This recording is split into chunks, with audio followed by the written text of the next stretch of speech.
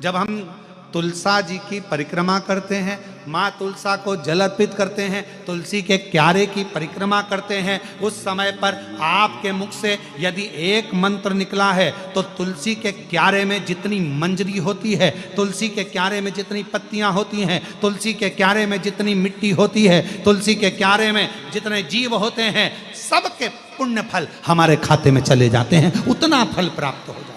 एक तुलसा के पौधे की परिक्रमा करते समय मंत्र जप। ओम जयंती मंगला भद्रकाली कपालिनी दुर्गा क्षमा शिवा स्वाहा स्वधा नमस्तुते।